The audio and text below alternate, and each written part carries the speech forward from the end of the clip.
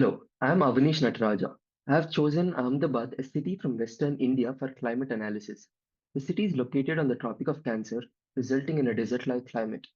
The city is situated on the banks of the river Sabarmati, and morphologically, the city is divided into three zones. On one side of the river is the dense old city filled with narrow streets and heritage structure. On the other side of the river is the sparse carbon-heavy new city, and in between, on either sides of the river, is the most critiqued riverfront project, which is literally a concrete strip along the length of the river, rapidly increasing the urban heat island effect.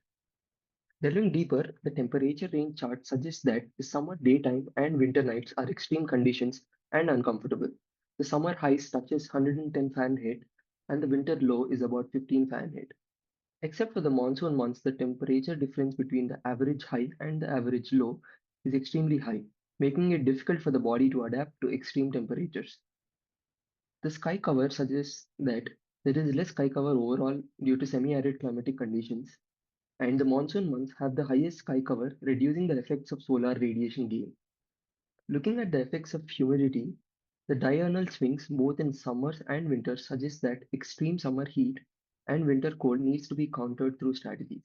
Looking at the relative humidity charts, the wet bulb temperature is relatively low during the day throughout the year, except for the monsoon months, which suggests that the evaporative cooling strategies can achieve significant results of cooling throughout the summers and the daytime of winters.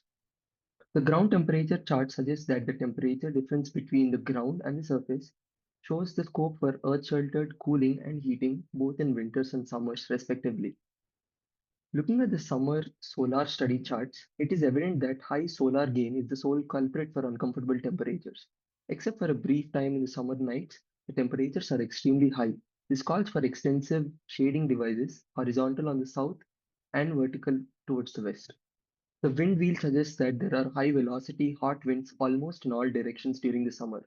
Smaller openings are ideal, but as a speculative thought, the high velocity of the winds can be utilized to somehow cool down all the warm wind when it's funneled into the building interiors. We'll get there while looking at design strategies.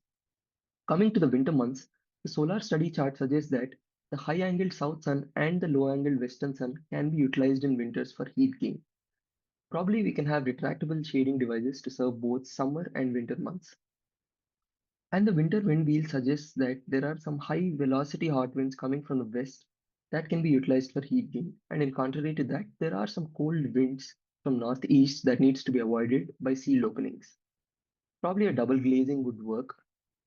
Anything that is opposed to smaller opening is ideal because the north light, which is diffused and does not bring in heat, is most valuable in this climatic zone. Coming to the psychrometric chart, it largely includes what's been speculated so far. Major limiting factors are less humidity, high solar radiation gain, hot summer winds from all directions. Primary design interventions are cooling, active or passive, sun shading, thermal mass, evaporative cooling, natural ventilation, and fan assisted ventilation. The suggested design strategies at form level are courtyards, high thermal mass to avoid heat gain, earth bombing as speculated earlier.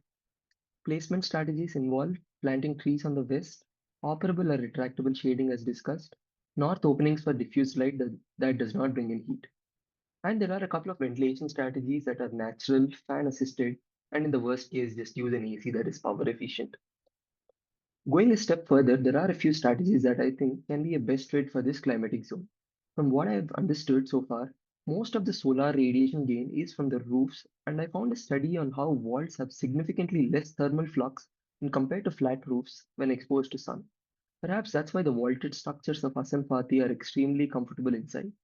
The second strategy is ventilated thermal mass.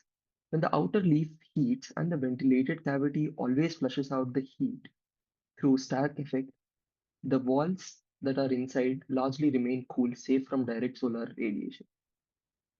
Third is what I had speculated earlier.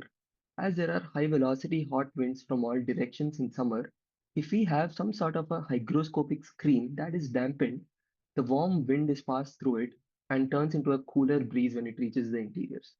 This is essentially the concept behind air coolers, which are extensively used in hot climates. Thank you.